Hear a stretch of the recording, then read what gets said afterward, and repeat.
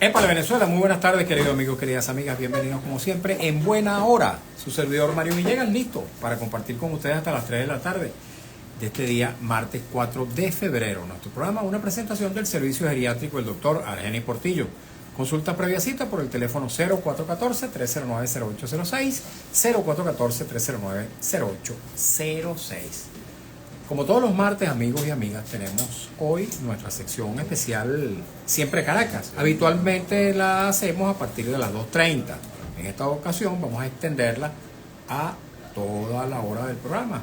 Desde este instante estaremos entonces en Siempre Caracas. Aunque en la primera parte del programa vamos a estar hablando no solamente sobre Caracas, sino sobre Venezuela en general, desde la perspectiva económica, para hablar sobre este tema tan trascendente, tan importante. Por cierto, en una fecha histórica, lo que no quiere decir que sea digna de celebrar, pero en todo caso una fecha que marcó historia en la vida contemporánea venezolana. Para hablar sobre este tema hemos invitado a un economista, profesor universitario, Roberto Casanova, a quien le damos una vez cordial bienvenido Roberto. Muchas gracias por la invitación, la verdad es que es un gusto estar en esta radio de tanta tradición. Estaba escuchando la marimba y me trae recuerdos, bueno, así es. De tantas veces. Así es. Así es. Bueno, le doy la bienvenida también a nuestros amigos Carlos Rodríguez y Ángel Cacique, ambos municipalistas con quienes realizamos todos los martes esta sección sobre la ciudad capital. En la mitad o a partir de la mitad del programa hablaremos un poco más acerca de la economía capitalina de Caracas como centro económico. Me gustaría... ¿Dijiste capitalino o capitalista? Capitalina. Simplemente para aclarar. Okay. En esta parte inicial me gustaría, Roberto, que pudieras hacernos una suerte de panorámica de lo que es la economía venezolana al día de hoy, porque he escuchado y leído versiones contradictorias. En estos días tuve como invitado a Víctor Álvarez, colega tuyo, también economista, y le comentaba algunas noticias que vi a través de la información internacional. Por ejemplo, un informe de la FAO, de la Organización de las Naciones Unidas para la Alimentación, que habla de aproximadamente unos 5 millones de venezolanos que están pasando hambre el día de hoy. Y luego otra información, de acuerdo con la cual el riesgo país en Venezuela se ha, en este momento no recuerdo si era que se ha duplicado o cuadruplicado. De modo que, digamos, Venezuela pareciera que no es un punto atractivo para la inversión ni nacional ni tampoco internacional. Pero Víctor comentaba que en paralelo con eso, Víctor Álvarez, en paralelo a esas informaciones que yo le daba, que hay algunas entidades, incluso de oposición, que reflejan un cierto crecimiento de la economía venezolana. ¿Cuál es la verdad? ¿En qué estatus económico estamos parados el día de hoy los venezolanos? ¿Tienen libertad para exponer? Sí, bueno, fíjese, yo diría que la economía venezolana continúa viviendo una tragedia realmente histórica, ya que hablaste hace unos minutos del carácter histórico que suelen tener a veces los procesos. No es algo digno de celebrarse, pero obviamente se trata de una realidad histórica. Venezuela, la economía venezolana es apenas el 20%, 25% de lo que fue o de lo que era el comienzo de la revolución. Creo que no hay un indicador más evidente. Pero hablaste de una revolución. De una revolución. La del 48. La del 98, la que comenzó con la llegada de Chávez al poder. Somos Acércate entonces menos de una cuarta parte de lo que éramos como economía. Eso es un dato duro. Menos de la cuarta parte. Sí, entonces, yo creo que es lo suficiente para entender la tragedia que ha significado el paso del socialismo del siglo XXI que terminó derivando en este régimen actual, que después podemos hablar de cómo caracterizarlo, ¿no? En todo caso, ese es un dato duro. Pero el otro dato más importante, quizás, para no quedarnos en los números, es ver qué pasa con las personas. Una economía, una sociedad que termina prácticamente expulsando también casi una cuarta parte de la población, bueno, te habla de justamente una economía donde las personas no ven perspectivas de futuro. Yo creo que si hay un dato, con esos dos datos es suficiente para caracterizar la economía venezolana. Una economía que se ha enanizado, se ha minimizado, una manera impresionante, sobre todo contando con que no ha vivido una guerra ni una tragedia natural que la haya destruido. Y por otra parte, bueno, las personas a través de sus acciones, de su conducta, muestran claramente que no ven posibilidades de prosperar económicamente en esta economía. Entonces son dos datos duros y eso, bueno, de entrada nos sirve para, Okay. insisto, para caracterizar, ¿no? Eso podría, digamos, ser la explicación de por qué efectivamente ha podido haber un crecimiento, pero un crecimiento a partir de un estatus muy, si se quiere, limitado, un estatus muy disminuido, o como tú has dicho, enanizado. Sí. Ustedes saben que una de las cosas que llama la atención es que ya desde hace unos cuantos años, sobre todo en el mundo de los economistas, ¿no?, se ha dejado de hablar tanto de desarrollo y se hace más énfasis en el crecimiento. A veces se usa incluso como sinónimo, pero es distinto. Una economía puede crecer y puede no desarrollarse. Y creo que el caso venezolano es un claro ejemplo. Nosotros durante mucho tiempo, antes de la revolución, durante mucho tiempo crecimos, pero sin embargo no nos estábamos desarrollando. ¿Cuál es la diferencia? Bueno, que uno puede crecer produciendo, por ejemplo, un solo producto. Petróleo en este caso. Petróleo. Y vendiéndolo caro. Y caro, y entonces estás creciendo efectivamente. Pero un país que se desarrolla es básicamente un país que va acumulando conocimiento productivo que se expresa en una capacidad de generar múltiples bienes y servicios y que se hace entonces en definitiva una economía más productiva. El recurso humano en esas sociedades es capaz de generar un mayor volumen y variedad de bienes y servicios cada año. Eso es desarrollarse. Entonces, esa distinción me parece fundamental porque Venezuela puede estar en este momento, luego de que el socialismo del siglo XXI, haciéndose loco, ha permitido cierta apertura económica. La economía venezolana puede experimentar cierto crecimiento, como bien dices tú, desde una situación muy precaria, desde el nivel tan bajo al que llegó a estar. Pero ese crecimiento no significa desarrollo. Ese pequeño crecimiento que hemos visto en años recientes se refiere fundamentalmente a crecimiento en la actividad comercial y que se explica fundamentalmente porque en Venezuela ha ido surgiendo una clase social, por así decirlo, con alta capacidad de consumo que habita en ciertas, sobre todo en ciertas ciudades del país, en particular en Caracas. Ya estamos haciendo una conexión ya con lo de Caracas, ¿no? Entonces, ese pequeño sector tiene alta capacidad de consumo y desde luego es un mercado atractivo para quienes quieren invertir en importar cosas o crear restaurantes, tiendas para vender cosas, pero detrás de eso no hay desarrollo.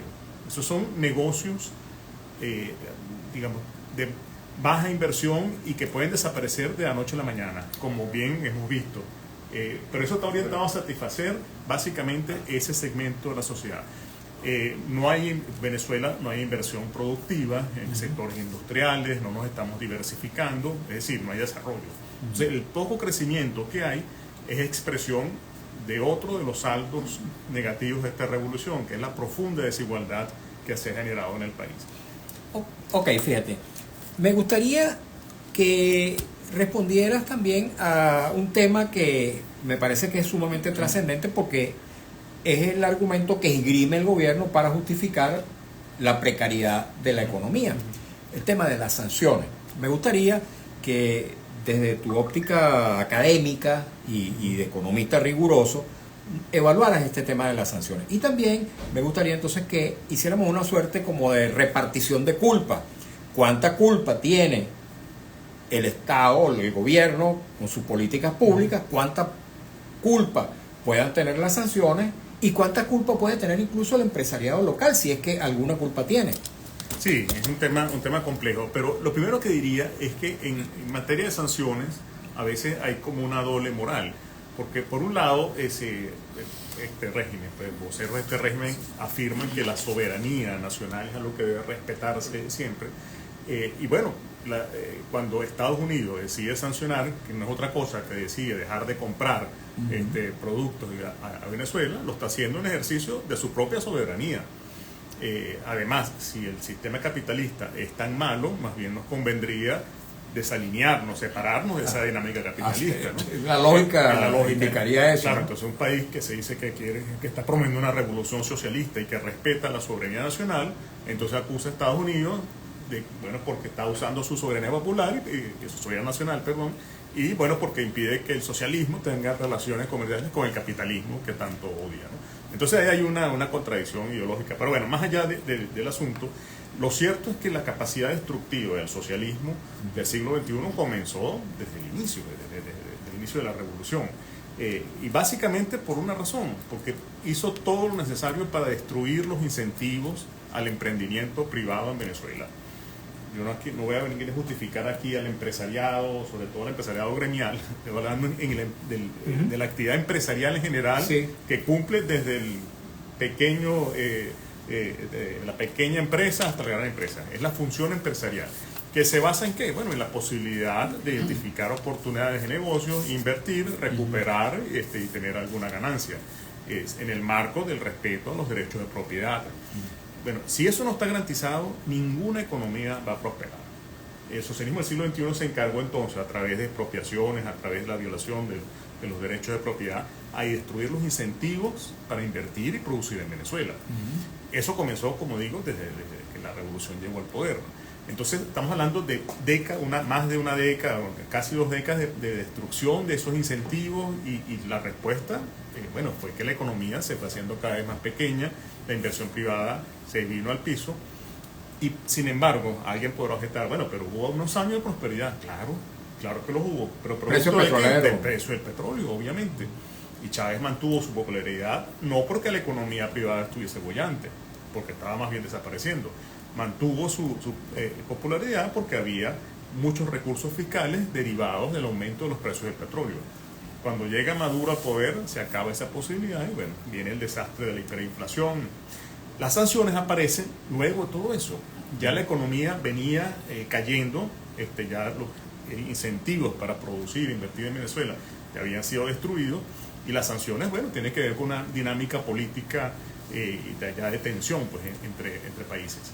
Que esas sanciones agreguen problemas adicionales a los que el socialismo del siglo XXI creó por sí solo, obviamente, pero no es la causa. Correcto.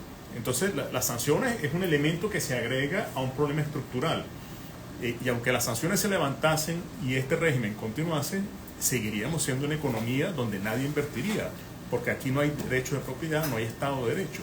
Y de allí ese riesgo país al que nos refería. País, claro, según esta información que leí, supuestamente el riesgo país venezolano es el mayor de todo el planeta. Sí, y en definitiva, entonces, para redondear la idea, el problema no son las sanciones, el problema es la inexistencia de un Estado de Derecho. Y eso es producto, bueno, de un régimen que no cree en el Estado de Derecho, porque lo ve como un orden liberal burgués con el cual hay que acabar, y prefiere actuar en la economía de manera discrecional. Okay. Eso ahuyenta la inversión en cualquier país. Ok. Un tema actual, muy actual, es el que tiene que ver con los cambios de gobierno en el entorno regional y hemisférico. En el entorno regional ya Venezuela, digamos, no tiene ese conjunto de aliados que antes tenía. Y en el caso norteamericano, bueno, hay un nuevo presidente, el presidente Donald Trump, que acaba, por cierto, de renovar la licencia que le permite a Chevron continuar explotando petróleo en Venezuela. Me gustaría que durante 6 meses, entiendo que eso se renueva, según lo que he leído, se renueva automáticamente mensualmente por 6 meses, pero por lo menos en este mes Trump no la suspendió, la renovó. Me pregunto, ¿qué efecto tiene esa decisión en esta relación económica venezolana? Bueno, obviamente para el régimen que Chevron continúe con sus actividades de explotación del petróleo es algo muy favorable. Una cuarta parte aproximadamente de las exportaciones de petróleo venezolanas hoy en día están asociadas a la actividad de Chevron. Estamos hablando de 200, 300 mil barriles aproximadamente. Entonces, bueno, eso finalmente se traduce en recursos para el gobierno, para el régimen. Entonces, es una buena noticia para ellos. Yo no voy a poner a especular si eso fue parte de una negociación, de un intercambio, porque yo me siento, y creo que todos están muy desinformados de cosas que están ocurriendo. Pero evidentemente es un buen hecho pues, para el régimen, que le permite, entre otras cosas, bueno, contar con algo de dólares para poder seguir nutriendo el mercado cambiario. Porque uno de los grandes problemas que tiene la economía venezolana es una economía muy pequeña y que depende críticamente de las pocas divisas que le entren. Venezuela no tiene prácticamente reservas internacionales. Entonces, si las divisas dejan de entrar, el tipo de cambio se puede disparar en cualquier momento. Entonces, eso está en una situación de equilibrio muy inestable. Por ahora pareciera entonces que, continuando Chevron en Venezuela, bueno, el mercado cambiario se mantendrá porque habrá todavía algo de oferta de dólares. Okay. Si esto dejase de ser así, bueno, otra vez entraríamos en una dinámica de inestabilidad. Ok, fíjate, también de mucha actualidad, dos apreciaciones, una del presidente de Panamá y otra del gobierno de los Estados Unidos cuando toma la decisión de suspender lo que llaman el TPS. Es el estatus de protección temporal. Sí, ese estatus de protección temporal. Un argumento que se esgrime en ambos voceros, el presidente de Panamá y la secretaria, no recuerdo el cargo, de los Estados Unidos, es que supuestamente en Venezuela la situación se ha ido estabilizando en el plano económico, en el plano de la seguridad y no recuerdo qué otro elemento. ¿Esa es una visión equivocada desde el exterior? Yo creo que sí, yo creo que efectivamente se está argumentando de esa manera porque es la forma de justificar la medida. El problema de Estados Unidos y de Trump en particular es que simplemente quiere disminuir el número de inmigrantes ilegales, hacerlo bueno, a cualquier costo. Entonces, la argumentación que utilice al final poco importa, es la que le sirve a ellos para justificar lo que están haciendo. Claro, pero como es pública. Como es pública, bueno, mucha gente se lo creerá, sobre todo en esos países, ¿no? Pero los que saben lo que está ocurriendo realmente en Venezuela entenderán que las razones por las cuales esas personas se han ido permanecen. Están aquí incólumes. Pues. ¿Qué va a significar para la economía venezolana que regresen una cantidad importante de esos migrantes que se fueron a los Estados Unidos? O seguramente algunos buscarán otros destinos, pero buena parte de eso se incorporarán a la economía nacional. ¿Qué impacto puede tener eso en la realidad nuestra? Es una buena pregunta que me vengo haciendo desde hace unos días, ¿no? Y no es fácil responderla. Yo creo que en este momento, en principio, en Venezuela no existe, digamos, el nivel de actividad económica que permita que esas personas consigan con facilidad empleos o puedan iniciar emprendimientos. Creo que muchas de estas personas, pero estoy especulando, ¿no? Muchas de estas personas preferirán incluso otros destinos. Quizás Estados Unidos era su primera opción y terminen ahora yéndose a otros países. No creo que sea fácil que esas personas simplemente salgan de Estados Unidos y vengan a instalarse en Venezuela. Sí habrá oportunidades, porque la situación económica ha algo mejorado, como decíamos hace unos minutos, en algunas ciudades, sobre todo en Caracas, pero esa capacidad de absorción, que es el término que usamos a veces los economistas, de absorción de mano de obra, es muy limitado. Yo no creo que sea fácil que de aquí puedan reincorporarse al mercado de trabajo 100, 200 mil personas. Pero bueno, es algo que tenemos que ir evaluando, ¿no? Pero es un fenómeno también inédito, así como fue inédito la manera en que se han ido millones de personas, ahora también va a ser inédito esta manera en que pueden regresar a Venezuela 100, 200 mil personas, ¿no? Eso es algo que no hemos visto nosotros, ¿no? Ok, yo voy a permitirme darle la palabra para una pregunta a Carlos y una a Ángel antes de leer algunos mensajes que nos llegan, preguntas, comentarios que nos llegan a través de las redes. Y luego de la pausa le entramos al tema caraqueño. Ya. Carlos, adelante. Siempre Caracas fue vista como un polo atractivo para la gente del interior. O sea, es un gancho venir a trabajar a Caracas porque sus condiciones de vida y las posibilidades de empleo y de calidad de vida eran superiores. ¿Qué es Caracas hoy? Por lo menos en el último lustro. Es una ciudad de servicio, es una ciudad manejada por la burocracia y toda la administración pública, es una ciudad que depende ¿Tiene alguna producción propia? ¿Cómo es el circuito económico de Caracas? Porque yo siento que no tenemos nada propio, sino como región. Uno puede hablar del Lara, puede hablar del Zulia, que tiene unas características propias económicas. ¿De qué concepto le darías tú a la dinámica de Caracas? Y en segundo lugar, no veo en ningún momento en los últimos años, hay 24 meses, de salario mínimo de trabajadores. Profesionales, yo soy abogado jubilado como concejal, ganaba 3.800 bolívares cuando me jubilaron y ahorita gano 314 bolívares. Mi esposa es doctora en educación, con 2 sueldos, ganaba cerca de 8.000, ahorita gana 800 bolívares. ¿Cómo es posible que sin cambio nosotros tenemos un ingreso?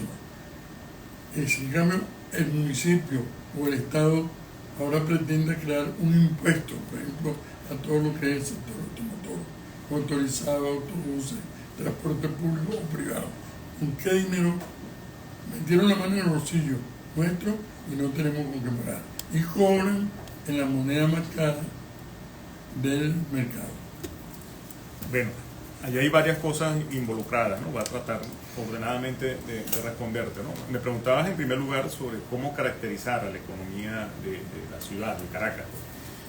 Caracas, bueno, desde hace mucho tiempo, desde siempre, ha sido una economía, o su economía ha girado básicamente alrededor de la actividad comercial y financiera. Caracas siempre ha sido el centro de la actividad financiera y comercial, en particular algunos municipios de la ciudad. Y es por otra parte la sede de los poderes públicos nacionales en un país altamente centralista, ¿no? Entonces, bueno, esos son como el tipo de actividades que han definido esta dinámica económica en Caracas.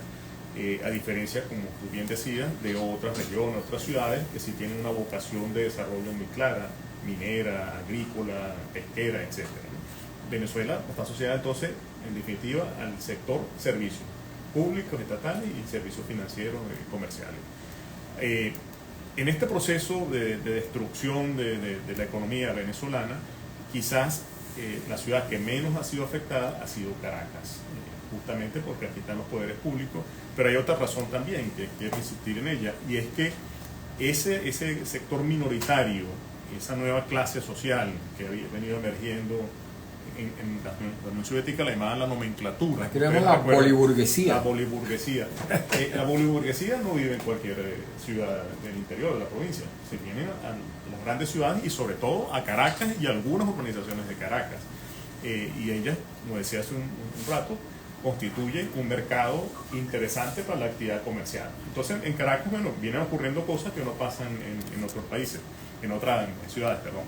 En Caracas, por ejemplo, nada más para referirme a ese fenómeno, aquí hay una inflación distinta dependiendo de los lugares que uno se mueva. Aquí el nivel de precio aumenta de manera distinta en Chacao a lo que aumenta, por ejemplo, en Libertador, en Catia. ¿Y la razón cuál es? Bueno, simplemente porque en Chacao hay sectores, grupos sociales, económicos con alta capacidad de pago que pagan los precios que les pidan y no les importa. Y mientras en Sucre, en Acate, la gente está contando la poca plata que tiene y entonces el comerciante no puede pedir cualquier precio. Entonces, recordemos que los precios finalmente, y aquí hago una pequeña acotación quizá pedagógica, los precios a veces uno piensa que los define el productor, el comerciante, y no es así. En última instancia, quien define los precios son los consumidores, porque es uno el que define cuánto está dispuesto a pagar por algo. Si a mí me piden demasiado, un precio muy alto por un bien, no lo compro. Y ya está. Entonces, bueno, ahí yo estoy definiendo el precio, yo junto con numerosos consumidores. Aunque hay productos que son inescapables, por ejemplo los medicamentos. ¿Cómo puede una persona escaparse de pagar el precio que le pone el productor? Siempre hay opciones, pero es verdad, hay productos que efectivamente no hay margen para que el consumidor cambie. Pero en general, el consumidor puede optar por un producto o no, puede comprarlo en Chacao o se va para Libertador como consumidor. Pero decía esto como un ejemplo entonces de ese tipo de fenómenos que ocurren en Caracas y ocurren entre municipios. Caracas se ha hecho también muy desigual, es una ciudad dolarizada, y bueno, es realmente una dinámica económica que a veces incluso los economistas no terminamos de entender con claridad. Ahora, en todo esto hay un fenómeno que es el del empobrecimiento. Tenemos que ir... Sí, no, pero termina de responderle a Carlos para... Y tú hablabas del salario. Yo voy a decir algo que puede lucir, digamos, un poco escandaloso, pero la verdad es que la noción de salario ha sido destruida. No es deseable, no nos lo quisiéramos, pero este régimen se ha encargado de destruir la noción de salario. Y la verdad es que nadie puede vivir con el salario mínimo. Ok. Simplemente, y bueno, después regreso sobre Ok, tenemos que hacer una pausa en el marco de esta grata conversación con el economista Roberto Casanova y con nuestros buenos amigos Carlos Rodríguez y Ángel Cacique. Tenemos que escuchar un avance del noticiero en la voz de Alex Márquez, cumplir compromisos publicitarios y luego, amigos y amigas, regresaremos para continuar con estos temas que tienen que ver con la vida económica del país. Y leeremos preguntas, comentarios que nos llegan a través del Instagram @MarioVillegas100 y de las redes sociales de la estación. Quédense ahí. Roberto, aquí seguimos un poquito en las redes mientras viene... estamos aquí. Sí, seguimos en las redes Yo de la radio y las personales. Yo quería jugar con la marimba. Bueno, pero puedes no. tocar la marimba ahí antes que el compañero... Ajá, pero te quería preguntar, ¿estás dedicado en la actualidad a la docencia y a la investigación?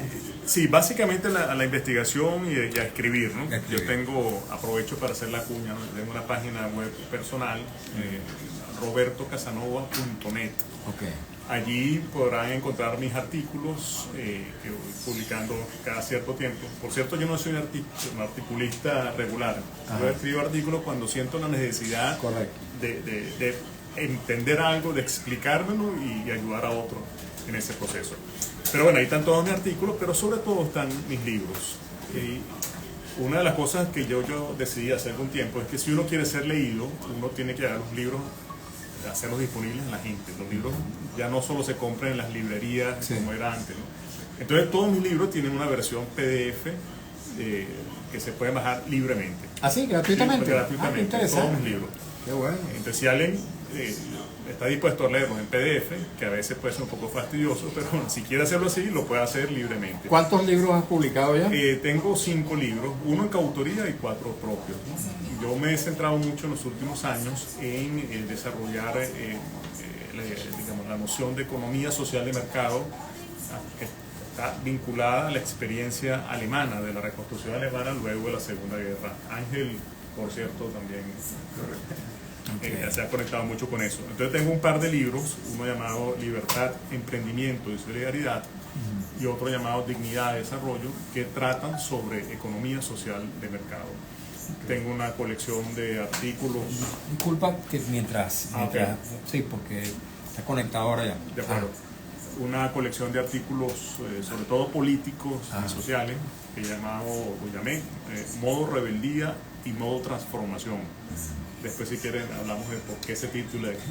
En coautoría, escribí un libro junto con Herbert Torres, otro economista, llamado Un sueño para Venezuela. Muy conocido. Ese libro, su primera edición fue muy conocida en el año 2000, pero en el 2020, en plena pandemia, decidimos escribir en esta ocasión a 4 manos una nueva versión de ese libro. También está allí disponible en PDF. También se puede comprar en Amazon. ¿Quiénes son nosotros dos? Nosotros dos. No. 4 manos son las 2 de Herbert y las 2 de él. Pero tienes razón. No, también. No, a 4 manos es bueno, 2 personas. Yo uso 2 manos para el teclado. Yo te creía con una sola mano. Pero antes, cuando usaba con pluma, tendría sentido. Ok, ya viene. Sí. Queda una cuña. Bueno, ahora sí vamos a escuchar. Mira, pero ahora tenemos que utilizar el micrófono si está conectado. Porque no, esa parte no está saliendo. No, ok. Está saliendo solamente por tu. Ok, no por las otras redes, ok. ¿tú ibas a agregar algo? No, y el último libro, que es el primero realmente que escribí, se llama Bifurcación, que es el año 2011, que es un libro que yo creo que tiene todavía mucha vigencia. Es un libro que intentó caracterizar al socialismo del siglo XXI frente a una visión alternativa. Entonces es un libro, digamos, muy sistemático, Y está ya disponible también para quien quiera leerlo. Creo que, por ejemplo, cosas como lo del Estado comunal, que otra vez está apareciendo, eso no es algo que estén improvisando, eso no es algo nuevo. Ya en 2011 uno podía caracterizar el Estado comunal. Y eso está en ese libro de Bifurcación de 2011. Bien interesante. Después vamos a hablar un poquito, porque ya viene el avance del noticiero, acerca de la disponibilidad de actos para poder evaluar la economía. Si es que hay accesibilidad a eso. Muy poco. Vamos ahora con Alex.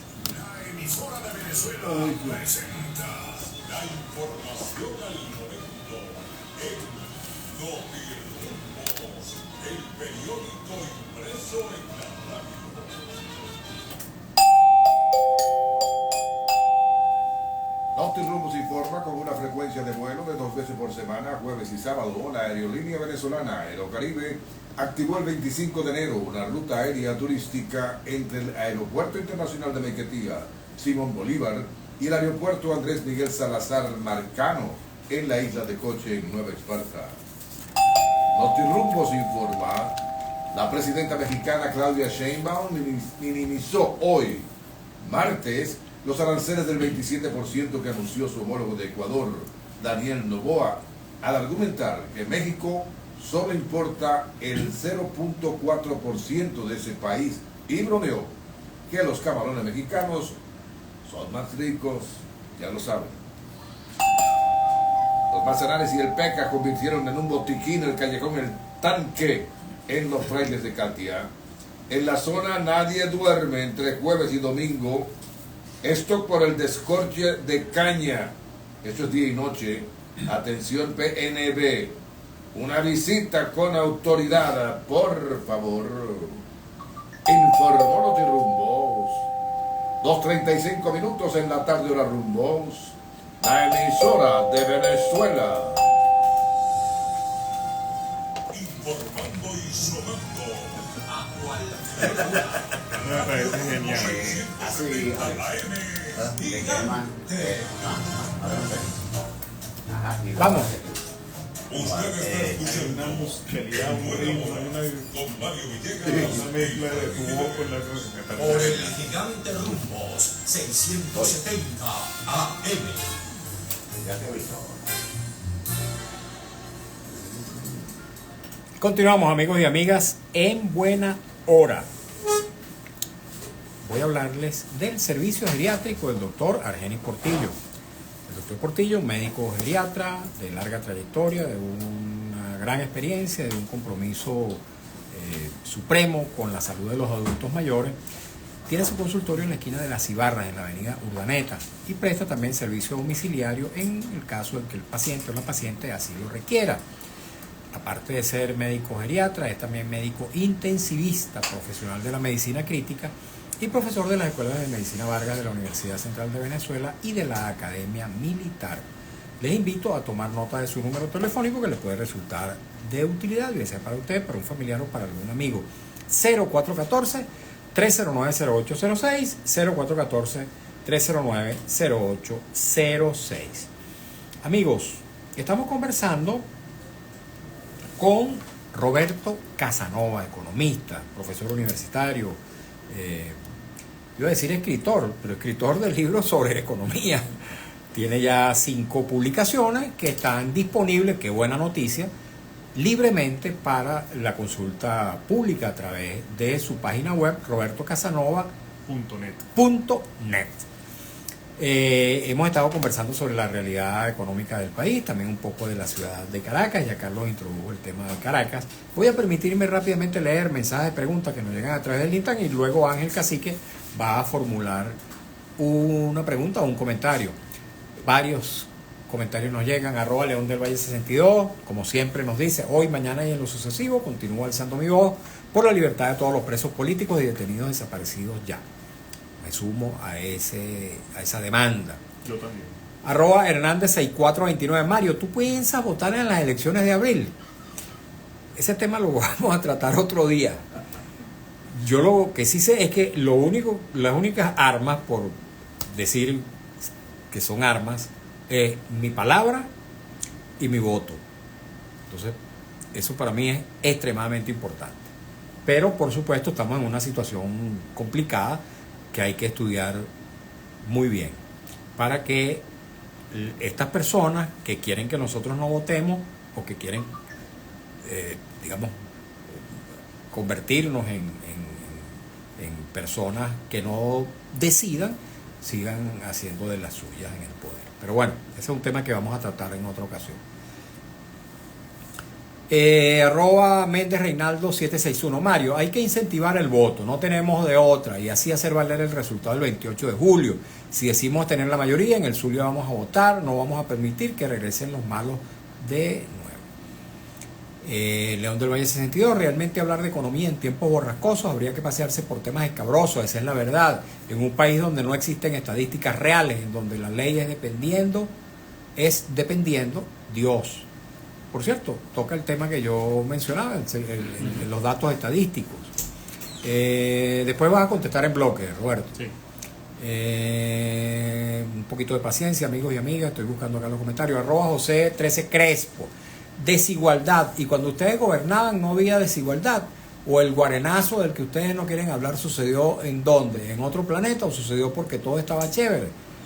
Bueno, buena pregunta que va a responder nuestro invitado. Arroba Alan V915, pero según el gobierno todo está bien.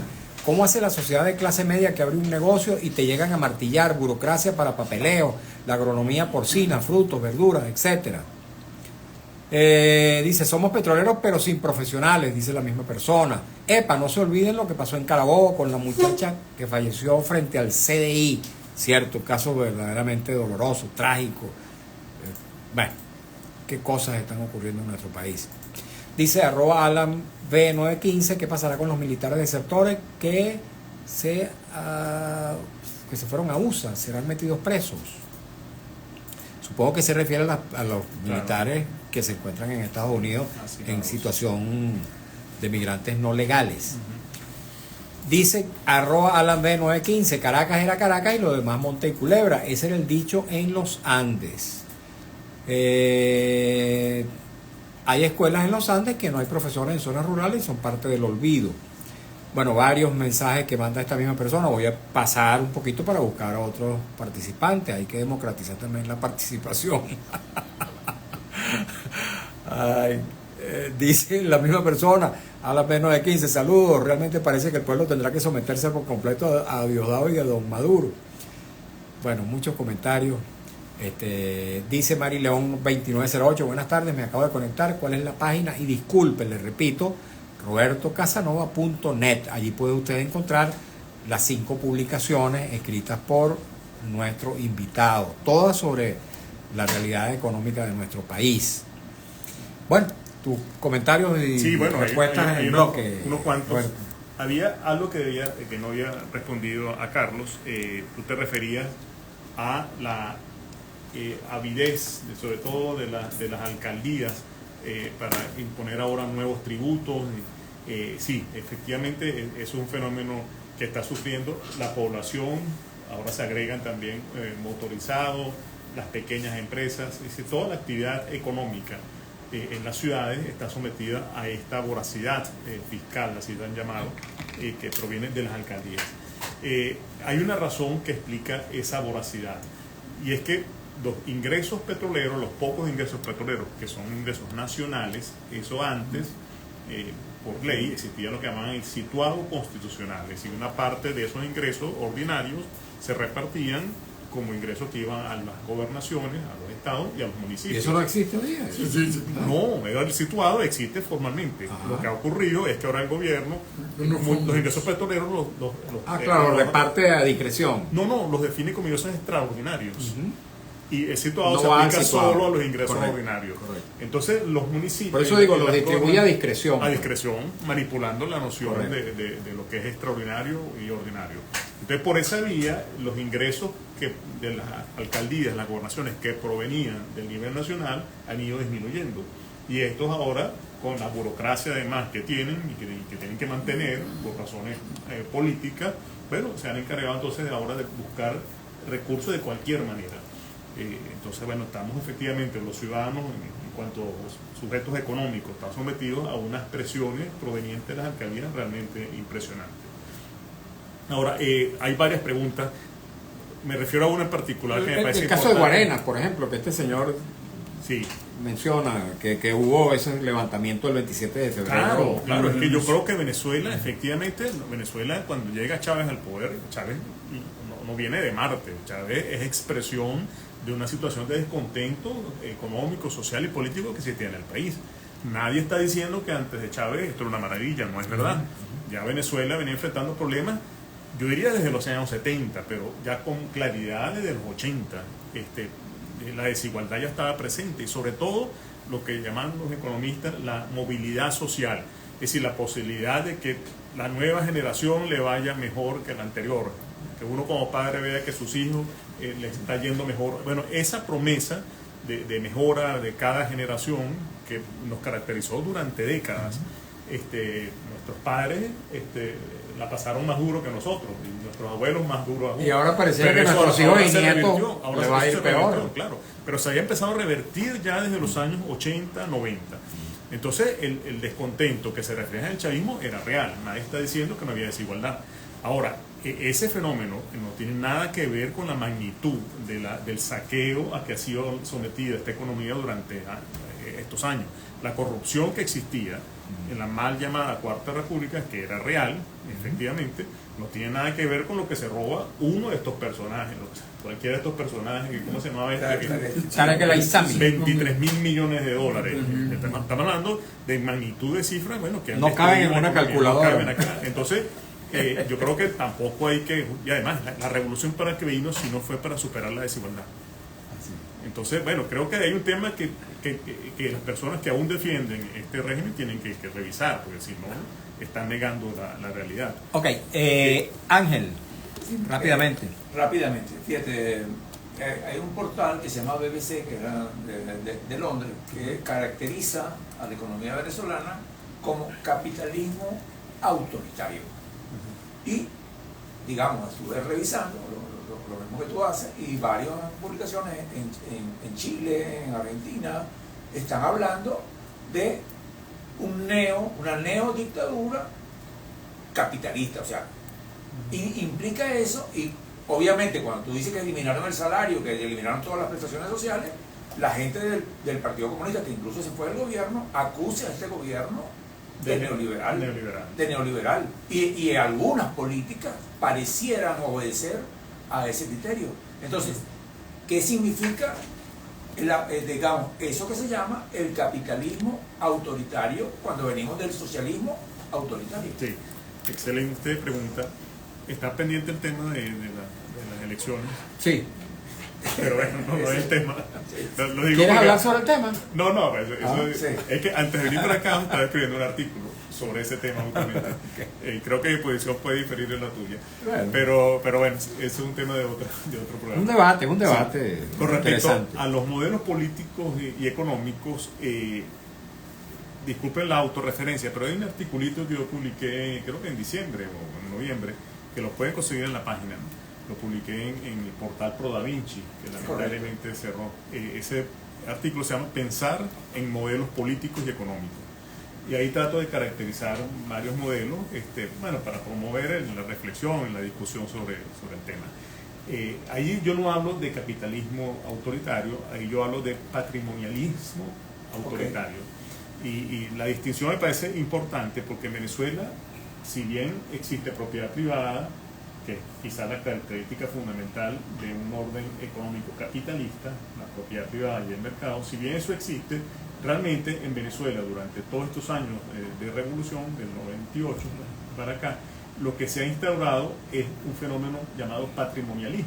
Así lo han llamado algunos autores, es poco conocido el término, pero patrimonialismo viene de una cosa que cualquiera entenderá, y es que los gobernantes empiezan a confundir el patrimonio privado con los recursos públicos. Entonces empiezan a disponer de los recursos. Sí, eso lo hizo Gómez. Como Gómez, empiezan a pensar el país como si fuese de su propiedad. Una hacienda. Que tienen los reales debajo de la almohada, debajo del colchón, como decía Chávez. Sí, claro. Entonces, bueno, y disponen, pásame 1.000 millones para esto y para lo otro. Empiezan a disponer de los recursos públicos, que es decir, los recursos de nosotros, los ciudadanos, como si fuesen los recursos propios. Ese fenómeno es llamado patrimonialismo. Y ese patrimonialismo que es quizás lo que caracteriza a la economía venezolana. Que haya propiedad privada, bueno, es verdad, propiedad privada que está sujeta a cualquier arbitrariedad, excepto si eres enchufado, por supuesto, ¿no? Entonces, bueno, eso no define un orden capitalista de mercado.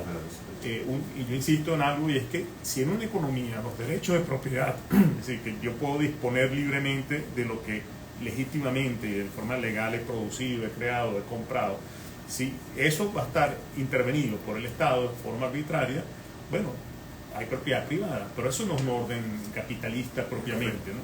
Entonces es jugar con las palabras. Recordemos además que capitalismo es una palabra, un término inventado por el marxismo, para justamente descalificar al orden de mercado, ¿no? A mí me gusta hablar de orden de mercado más bien que de capitalismo, porque el orden de mercado es un fenómeno universal. Pero Ok. estoy viendo por otro lado yo. No, que quiero comentar que hay una persona aquí, Gregoria Romero, hablando sobre ese tema del patrimonialismo al que tú te refieres, dice Chávez y las hijas, patrimonialistas.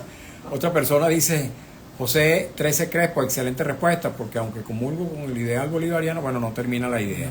Y quiero rápidamente repetir la página donde se encuentran, y usted puede acceder libremente, los libros y artículos escritos por nuestro invitado Roberto Casanova. La página es robertocasanova.net. La repito porque otras personas han insistido en preguntar. Nos quedan 4 minuticos, Carlos y Ángel, para hablar de Caracas. De economía social. No, pero nada más quería agregar un pequeño comentario. Es que yo creo que este régimen, que lo caracterizo como patrimonialismo autoritario, durante algún tiempo ha coqueteado con la idea de pasar a lo que llamo yo autoritarismo de mercado. Ya no patrimonialismo, sino autoritarismo de mercado. También, para decirlo de manera sencilla, modelo chino. Más de uno se imaginaba entonces que ya se ha robado suficiente, que el saqueo efectivamente va a impedir que esto prospere, entonces hay que ordenar incluso el saqueo. Entonces hay que poner orden. ¿Se puede decir se pega? ¿Te puedes orden? Bueno, orden en la... Eso no es ninguna vulgaridad.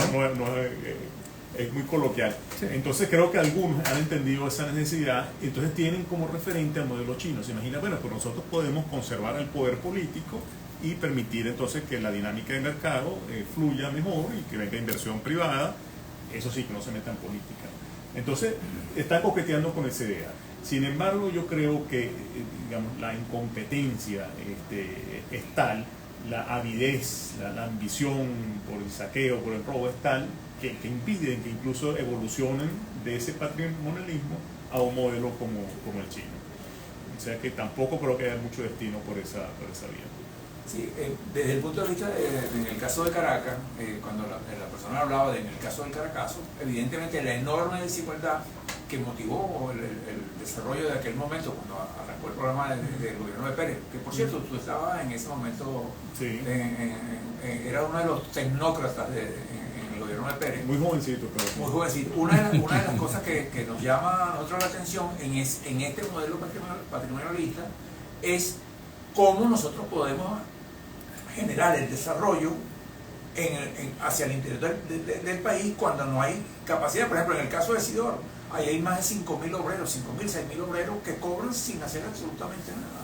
Este es un gran problema para Venezuela, para el país, para todos. O sea, ese dinero debiera utilizarse para la educación, para pagarle a los profesores, mejorar los sueldos y que por lo menos haya clase. Sí, yo diría, si me permite, en un minuto. Mira, una economía jamás se desarrolla si no hay función empresarial.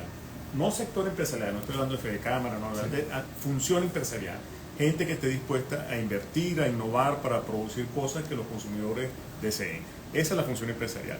La función empresarial supone, además, que haya respeto a la propiedad privada. Nadie va a invertir recursos en un país donde no tiene seguridad si lo que vas a crear te lo quita o no el gobierno. Entonces, esa es la base del desarrollo. Es relativamente sencillo de entender. Yo creo que en Venezuela hay muchos recursos humanos, naturales, existe infraestructura.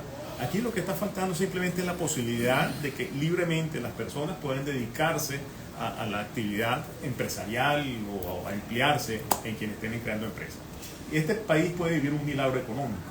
Yo insisto mucho en eso.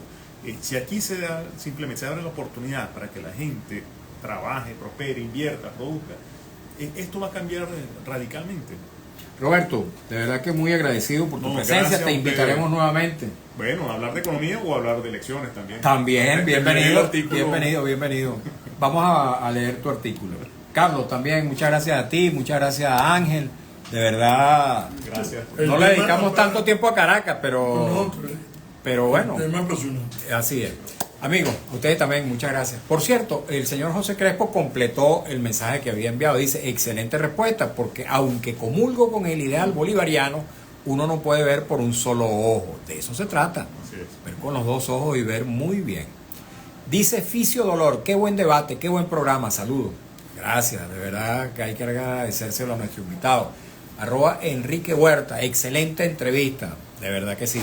Serás bienvenido nuevamente, Bueno, y Roberto, excelente entrevistador. Gracias, amigo. Gracias a ustedes. por habernos acompañado en esta nueva edición de nuestro programa En Buena Hora, en la que hemos trabajado para ustedes con mucho cariño como siempre, en la dirección de Radio Rumbos, Elsa Siciliano, en la jefatura de prensa Luis Alberto Albornoz, en los controles Emil Lara, la lectura de las informaciones Alex Márquez, en las redes sociales de Radio Rumbo, Aymara Higuera, frente a los micrófonos, su servidor Mario Villegas con V de Venezuela. Nuestro programa, una presentación del servicio geriátrico del doctor Argenis Portillo.